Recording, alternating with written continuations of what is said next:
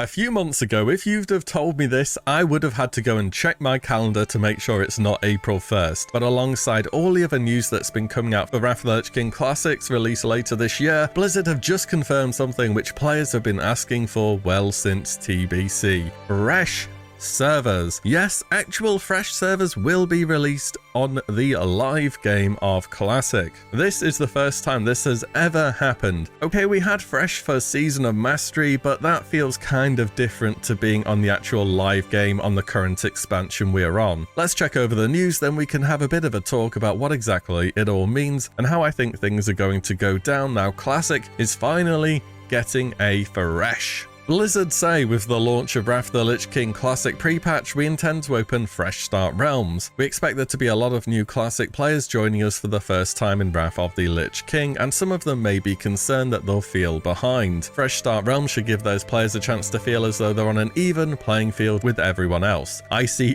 endless amounts of questions about whether it's too late to start, am I behind, should I wait until this point before I come back, and this is the answer to all of them. Absolutely everybody starting on the same foot on square one. It may not last all that long, in fact I don't really expect it to, but the fresh experience is hard to beat and more or less always proves good fun for at least a few weeks, whatever the long term of the server may be. They go on to say these realms will be Wrath of the Lich King Classic realms from day one, so when they launch they'll have all the talent trees and player abilities coming with Wrath of the Lich King Classic, but all players will start new characters at level 1. So this fresh is strictly only for Wrath of the Lich King content. Nothing new for Classic Era, Season of Mastery, TBC, any of that, put those to the side, a pure Wrath fresh. And Wrath servers have historically always done very well for the fan server side of things. This won't, however, be exactly like a fresh made by a private server or fans of the game. In fact, it's going to be quite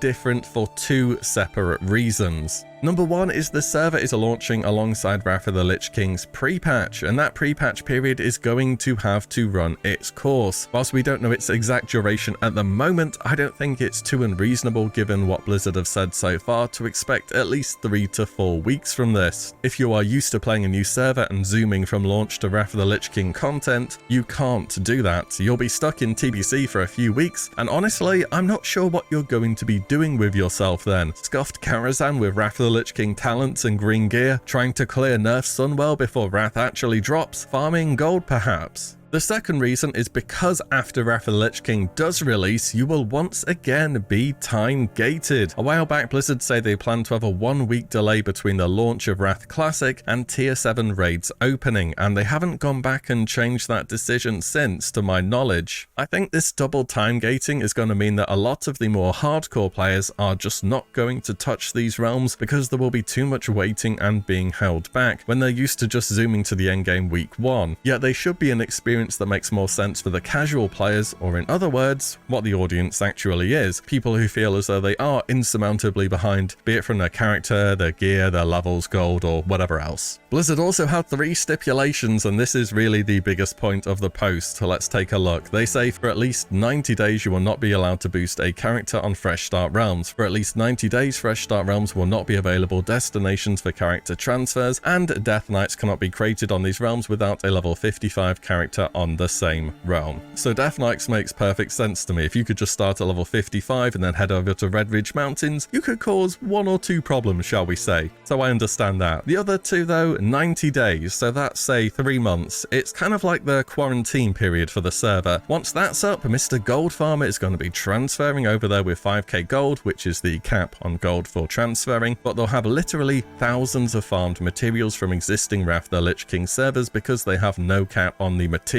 which they can bring. This will have a huge effect on the market. It then becomes drastically easier to buy gold from sites. Random guy appears with greens who you've never heard of without a guild and suddenly has 20,000 gold to spend in a GDKP, and you know how it goes from there. As for a 90-day restriction on boosts, again that makes sense to me. Once that period of time is up, I would assume you can make a DK straight at level 55 as well. That's how it's working on the live Wrath servers. I'd say boosting would mean rip to leveling, but 3 months in, I'd bet that's already happened by itself. There's also a bit more of the post I want to cover, but you might as well fully commit to this fresh thing, Blizzard, if you're going to be doing it. By the time Prepatch is up, there's 2 months or so left before the floodgates open. If you give it at least 6 months, by that point in time I'd imagine we're in Ulduar, and it will be clear how the server's population, faction balance and so on have played out by then. Anyways, they go on to say, all of the WoW Classic and BC Classic dungeons and zones will be unlocked and available on these realms, so I'm assuming this relates to any content that could have potentially been held back, rather specifically the gates of AQ and the chance to get the title or mount. It reads as though this will not be possible. Funnily enough, in actual TBC and Wrath back in the day, they did add new servers where you could transfer to them and get the title and mount, even if you had made a gong long after the war effort had ended, but not these days, I guess. Finally, they say, ultimately we hope to see players spread out onto all of the available realms in Wrath Classic. For players looking for a chance at faction balance, we're hopeful by starting fresh they have a chance to be balanced for a long time. For players looking for a chance to level up in dungeons, we hope the presence of other leveling players makes that more likely. There should definitely be a good crowd of people doing dungeons in old world content, even without the LFD. As for faction balance, in World of Warcraft, we don't do that here. They keep saying realms as well, so I'm assuming they're going to be doing more than one, perhaps one PvP and one PvE, in which case a faction majority will just happen on each server. If Classic has shown one thing, it's that people don't care about faction balance. They just want a server with a lot of people, because it's an MMO, and that's better when it's that way. I mean, we can even look at Season of Mastery here as well as a pretty good example of what happens on a fresh. This time around for Classic, everybody realized, hey, Alliance are really good in PvE content, and the focus of Season of Mastery was PvE content. And when you go and look at the numbers of the player base, the majority on every single server is Alliance. Overall though, despite what I've just said, this is pretty good news, I would say. I decided to run a poll on the channel after the announcement to see what you guys think,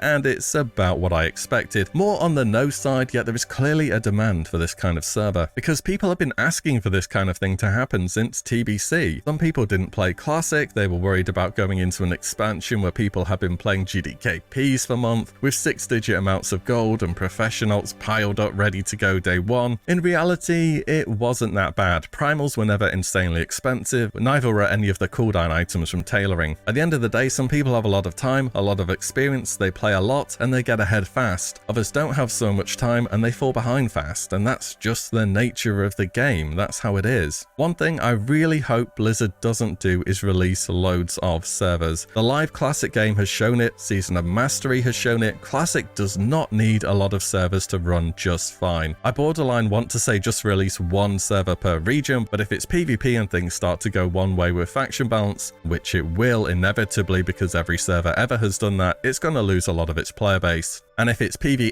it's honestly going to be dead on arrival. A lot of the fresh enthusiasts or people who may consider rolling here have been playing private servers forever, and they are always PvP. So 2 servers, one of them will be PvP, this will be the Alliance server, and you'll see about 70 or 80% of the player population being human. The other server will be PvE, and it will have a relatively small population on both sides. Probably only a few raids going per faction once Wrath content is finally out. I just don't see the more hardcore players on a fresh where they're getting time gated twice. As much as these people are the ones that often run GDKPs and encourage min-maxing, they also play a lot and have a lot of ults, which tends to be a good thing. Regardless though, I hope Blizzard fully commits to the fresh. Make the quarantine period 6 months, at least 6 months. And if the fresh sounds interesting to you and you want to try it out, I'd hit it up and play as much as you can for the first few weeks. For me personally, the fresh won't be for me. I'm not going to play it, and there are several reasons why. I'm not behind on gold or preparation or characters. In fact, I put quite a bit of time into organizing stuff for when the launch happens. I've been an active player the whole way through the game. I like progressing my character from one thing to the next. I've never been a private server player at heart. I like to come back to something rather than starting again all of the time. In fact, I know what's coming next because I played this game before, so sometimes I actively play the game less or more because I know what's coming in the future, and there's often something I'm looking forwards to. Whilst I'm not a fan of the GDKP meta for gold, I have a guild, and I've been with that guild since Naxxramas, and I plan to raid with them in Wrath. And finally, I kinda don't want to level again anytime soon. I did a lot of leveling in Classic Classic, a lot of leveling in TBC, and as much as I like it, I want to put that to the side for the time being. I do hope, however, the Fresh will be able to bring back a community of people who have dropped out of Classic or maybe TBC, don't really have anything to lose by hitting the reset button, and can start again and enjoy a player base, at least for a time, without having the issues that have begun to plague the live version of the game. I'm not super hopeful it'll look much different from Season of Mastery in terms of players in a few months, but hey,